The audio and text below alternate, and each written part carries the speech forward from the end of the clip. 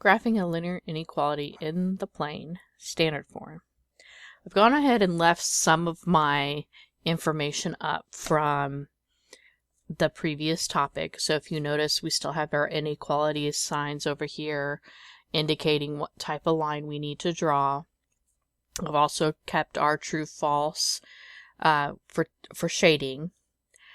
And this down here, this note here, it says if you divide by a negative, you'll flip the inequality sign. And that's only if you are going to change these into slope-intercept form in order for you to better find your coordinates. Now, if you go ahead and leave this alone in order to find your x or y, again, it would depend if you had a negative sign here. Okay, if you had a negative sign, then you would flip the inequality at the end. Okay, so, but for this example, we don't have that.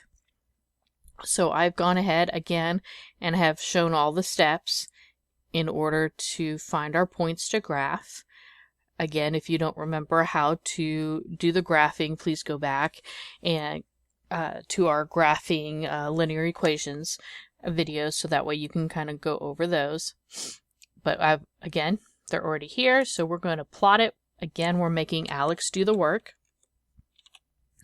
So my first point is -1, 5. My next one is 0, 3.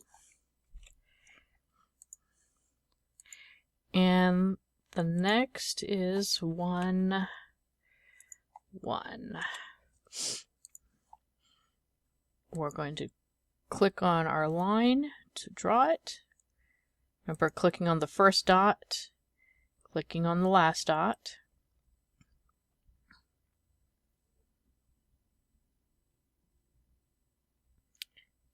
And we should have a line like this. We're going to look and see what kind of inequality line we need. And of course, this is greater than or equal to. So it's going to be a solid line. So we don't need to worry about changing it. The next part, again, is to shade. I like using 0, 0 as a test point because it's easy to identify. And it's easy to substitute into our equation. So behind here, I've actually gone ahead and done that for us. So I've substituted 0 in for x and 0 in for y. So 2 times 0, of course, was 0.